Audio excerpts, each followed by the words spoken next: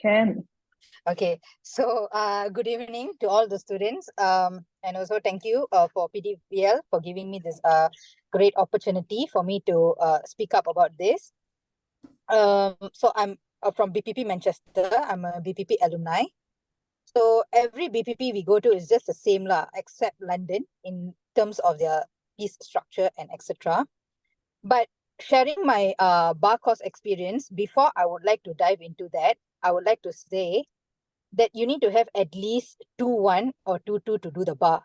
So if by now you're already in the Zoom, means you have the intention to pursue your bar course. So to know well about the bar course, like how Ms. Maggie and MT has already mentioned about the subjects and also the other training professional skills they offer, BPP is one of the best university, I would say, in terms of how they would like to, structure their program. In terms of how they structure and timetabling is very good, I would say, compared to, I don't know about other universities, but for BPP, they are very good in terms of timetabling. So as a person who got 2-1 in my law degree, I didn't manage to get first class lah, but 2-1 in my law degree, I struggled. To be honest, I struggled during the bar course, but BPP helped me a lot in terms of how it sharpened my skills and shaped me into a better person. So let me give you the summary of the subjects. So like how Miss Maggie presented the screen, there are two centralized papers, which is civil litigation and criminal litigation.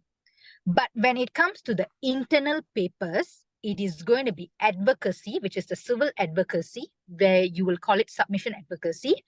But for the criminal part, it is oral skills. We call it as cross-examination and examination in chief. On top of that, you have subjective papers such as drafting and opinion writing and legal research. And together with that, you also have, flowing down to that, you also have professional ethics and, professional ethics. Yeah, you only have professional ethics. Did I miss out any subjects? No, right? So yeah, you have professional ethics. So these are the subjects I took. Okay, you can't choose your subjects. Basically, they would give. So the most toughest subjects is, going to be brutally honest, is the litigation papers. It is very tough because the others are marked internally by BPP and the passing rate is 60%. This is the bar course. But I also, PDVL really encouraged me. I think PDVL saved me most of the time, and also BPP, because I took the PLS course, the professional legal studies. So in professional legal studies, I took dispute resolution and criminal law and practice. Okay.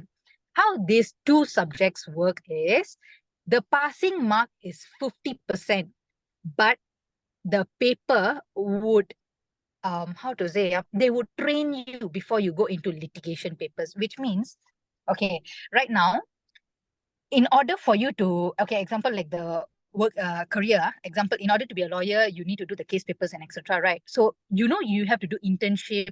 Sometimes people will recommend you to do legal intern, right? So that is, you're not going to do your internship. This is just a metaphor, but you'll be learning what is going to be in the litigation papers. So when you go to your term 2, which is the civil term, and term 3 will be the criminal term. That's how the BTC course is divided. So there is BTC, BTC PLS, and BTC PLS Masters and BTC Masters. So if you take the BTC course, it's 9 months. That one, everything except the dispute resolution and criminal law and practice. But I took BTC PLS. So how it worked was I had term 1, term 2, and term 3.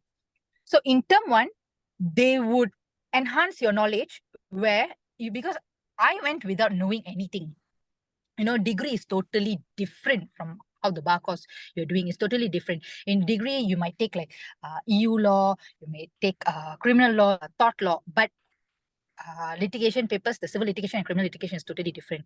Okay, you're not going to learn anything. It's just mostly rules, like how a normal practitioner would do the things. So in the dispute resolution and criminal law practice, how I'm going to give you the framework. Okay, the framework, how it works is, they would give you like topics by topics, whatever that you're going to learn in the civil litigation term, they would train you in the term one itself. But the passing mark is 50, right? But the passing mark for the BPP internal paper is 50% lah, for this PLS term only. The others all 60% already. So how they would structure their question is they have 45 MCQ questions. For your exam, you will have for your dispute resolution and criminal law and practice, 45 MCQ questions, and your passing mark is 50%. And they would train you like whatever you need to know, which means if you were to go to your term 2 and term 3, you wouldn't be stuck. You won't be stuck. You'll be like, okay, I learned this in dispute resolution. So this is case management. Okay, this is this ADR. This is that ADR. You will know how to differentiate. That is the plus point of the PLS subjects. That is a really good plus point. I think it's worth spending and adding that into your course itself. And when it comes to the term 2 and term 3, like I told you, I've mentioned the subjects earlier. How it works is the civil litigation and criminal litigation paper. Civil, it encompasses of 90 multiple choice questions. For criminal, it's 75. So in that 90, you'll be divided into two, paper 1 and paper 2. Okay. Paper 1, you'll have 50 questions, and paper 2, you will have 40 questions. So you need to at least get 55 out of 90 to get a passing mark. And it's very tough because it is a centralized paper, like I told. But for criminal litigation, it is 75 questions, 3 hours. The structure is going to be very long. I have to be honest to you. The exam paper is going to be very long. It's going to be like, quite tiring and everything, but it's doable. The bar course is doable. But I recommend lah, if you are taking the BTC, the PLS would be a very good point, but it's up to you lah. If you can work, if you can study in a fast-paced environment, it's up to you. But if you are a little bit like, I'm an average student, to be very honest. So I had to take the PLS, and I did most of my time in the reading and everything. Yeah. Coming to, I didn't take masters, just a disclaimer. So PLS subject, right? No, not PLS subject, sorry. The bar course, right? It trains you to become a real lawyer, a barrister. This is the Barrister Training Course. So definitely you will become a lawyer with that intention only. You took this course, right? Or you're going to take this course. So it will train you in terms of my advocacy skills. Let me mention about my advocacy skills. I used to be an introvert, but BPP, they give you training, which means they have something called as BPP Advocacy Club. I joined their club. And in that club, we would meet, sometimes it's online, sometimes it's offline, like maybe the networking sessions would be offline, but sometimes it's online when it comes to like your personal tutors. You will be divided in Zoom, like how right now we are in. You will be divided in breakout rooms, and you will be guided thoroughly on how to aim a distinction, how to achieve your goals, how to put your case, how to structure your skeleton. For civil, you have to do a skeleton argument. For criminal, you don't need to submit anything. It's just a case theory you need to submit, but you don't need to submit your question. So they would train you, head to toe, they would train you. That was all about advocacy. But advocacy is my forte because that really pushed my grades high up lah. In the end, I got a very good overall grade because advocacy pushed me really high up. But when it comes to drafting, for me, I had the best tutor. In BPP, you will have best tutors drafting. One good thing about BPP is when it comes to their personal tutor, you can email them, or if you're having classes, you can show them your work and they will tell you where are you going wrong and how to improvise your structure in drafting or / opinion, which you will be handling it in term 3, how to structure and how to, get more points.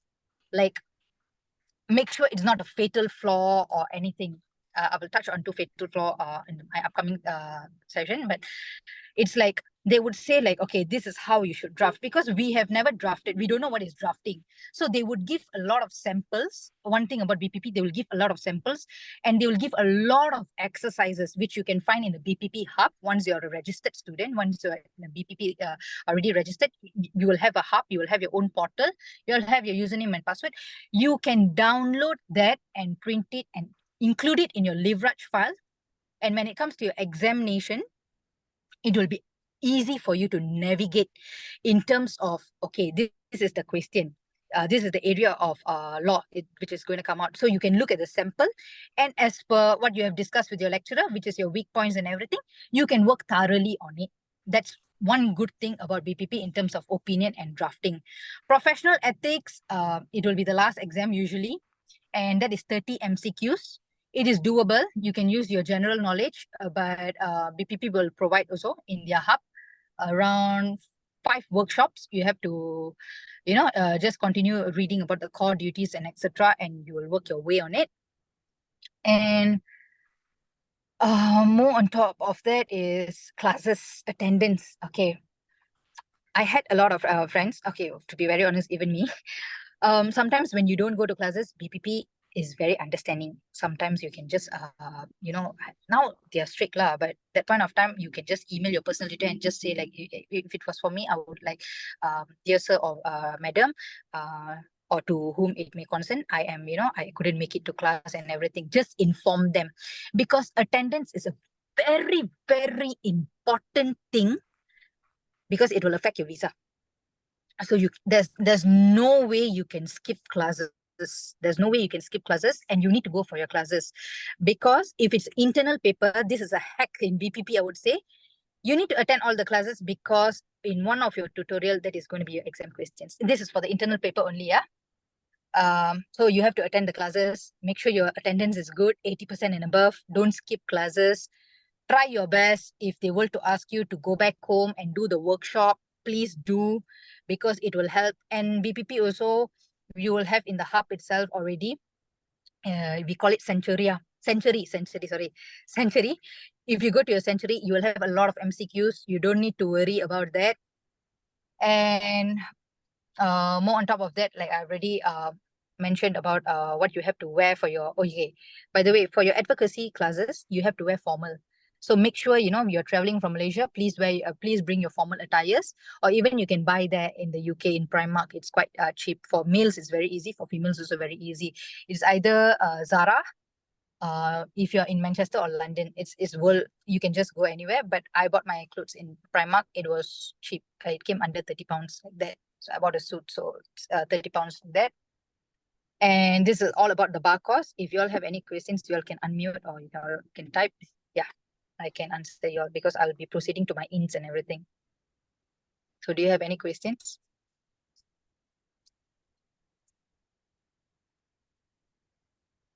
Very detailed explanations, and giving a very clear guides for the papers that students are expecting if they are coming to study for the bar. Thank you, Lisha. And even more pros than me and Maggie. Thank you, Lisha. Thank you so much. So I move on to the ins. Yep. Shall I move on to the ins? Yep. Okay. Which in you chose? Okay, the ins that I chose is Middle Temple. They are very helpful. You have 4 ins: Grace, Lincoln's, Middle, and Inner. Why I chose Middle Temple is because most of our local people, they'll be in Middle. But I heard from my friends, the application for Lincoln's is quite fast. And also when it comes to your calling ceremony, they are very good also. They would, like example, like for me, Middle, right? Suppose I got my results in June. I can't apply July because the application date closed. But Lincoln's, you can just try to fit in. They are quite good. But I will speak more onto what I know. So I was Middle Temple. So I had to do, if you're in London, you have to fulfill 12 qualifying session requirements. But if you are out of London, such as Leeds, Manchester, Liverpool, or anything, you have to do 10 QS. Okay, one advantage of Middle Temple is you can do it 4 online and 6 face-to-face. It's up to you. You want to travel or what. So what I did was, because at the end, before I had to complete my papers and everything, I had to I had COVID. I guess I had COVID, or I was sick. I did what was for Middle. Just don't do this, but this just I'm saying what I did. I applied for waiver. I just asked them, can I please do at least two QS via online and everything? So they would allow. So I would say Middle is quite flexible, but I would say try your best to go for the qualifying sessions? Okay, I know this is the top question. London is so expensive and the current exchange rate is very expensive. I don't want to spend on train money or etc. But I'm going to tell you this. If you go to the QS, trust me, you will not only see local people, you would mingle around and it's going to be so diverse. So some people, they might come from City University, or some people will come from Northumbria and everything. So you will have a lot of people where you can get their contact, engage with them and exchange information. You know why I'm saying this? Because I went for the qualifying session. Like I told you, I went for only 4 or 5 qualifying sessions in London. I got all my friends' contact numbers and they shared with me their past year papers. This is a very, very useful thing where, because like I told you, BPP, you have your century, you will have your MCQs. So you are from BPP. You do not, you are only like, your view, you have a narrow kind of view. Okay, this is how the litigation paper, this is how the questions is going to be. But other university students, you never know, because we cannot predict what is going to come out in an exam paper. If we can predict, everybody would be doing the bar and they would be lawyers. So they would be, your colleagues might be exchanging, knowledge, and they might be exchanging, in terms of questions of how are you going to attempt the MCQs, maybe what their lecturer gave them tips, or like what type of questions, like BSB indication. Although BPP's BSB indication is very accurate, no, I wouldn't say very accurate in terms of criminal, but civil they are accurate, okay, 90% accurate. But other students such as ICC and everything, they would have what their lecturers are going to say, because sometimes, even in BPP, you have qualified solicitors as your lecturers, where they will train your skills in drafting, and qualified barristers who would train your advocacy and also would say how is the litigation papers are going to be, because they are well-known lawyers and everything in the UK. For me, if you're in BPP Manchester, the head of law is Matt Curtis. I'm very close to him. And also he works in the St. John's chambers, St. John's or 9th Street chambers. He works somewhere there, and he told us how to tackle the criminal paper. Personally, he was teaching. So there are a lot of opportunities, by going to the inns, by volunteering, by attending their moot competition. And more on top of that, you can also do, when I'm saying volunteering, you can learn how to do legal research. So when you already graduate and if you're planning to come back to Malaysia, it's going to be easy, especially when you're doing your chambering, because you will do more onto legal research stuffs. So it's going to be easy. You will know what is Westlaw. You will know what is LexisNexis. You will know what is Atkin Forms. You would learn a lot. But in terms of mini pupillage, yeah, that is the best thing. If you're planning to stay there, if your willpower is very strong, if you're planning to stay there, you can just go for it, because you will have opportunities to attempt for mini pupillages and everything. So yeah, that's all from me. And study hard. Choose your friends wisely. I would say when you go there, if this is your first time, don't get culture shock, but please choose your friends wisely. But I think all of you are here. I don't know how many, I can't check how many people are in this, but y'all are very lucky that y'all chose PDVL agency, because more than BPP student advice, support center, PDVL really helped me in terms of their visa. Oh, it is better. I'm going to be open. It's better than UKEC and AUG. I got my visa very fast. My clearance was very fast. I went to the immigration. They opened my passport. They checked the visa. I was very fast. Everything was very fast. And thanks, heads off to MT, because I remember throughout my breakdowns, she motivated me. Choose your agents wisely. And also Maggie, because she keeps in touch. She asked MT, how am I doing and everything. Because like some agency, they were like, okay, student already go, don't care, we already get money. But PDVL is not like that. They would check how their students did and their percentage. We would keep in touch, and also we will know how many the rate of passing and everything. And I would say this, PDVL is doing a great job, because even my parents are very happy with it. Even my parents are very happy, because we never met this kind of agency who helps us a lot in terms of not only visa application, but motivating the students. Imagine when you're down and you can't even share it with your friends or your, parents. You're very scared that you're going to mess up one of the paper or anything like that. That point of time, MT was like a God's figure. She came to me, she told me, Lisha, just do it. It's okay. pray, eat well, sleep well, just go and do it. And yeah, I made it lah. I'm getting called to the bar in November. So yeah, thank you so much, PDVL, and also the reimbursement and rebate that you guys have given me. It's unspeakable about it, because I saved a lot of money. I saved, I think, approximately, although it's going to be smaller, 2,000 or 3,000 ringgit Malaysian money, it's still big. I can still buy an iPhone for now. So thank you, PDVL, for doing that, and thank you, BPP. So yeah, that's all from me.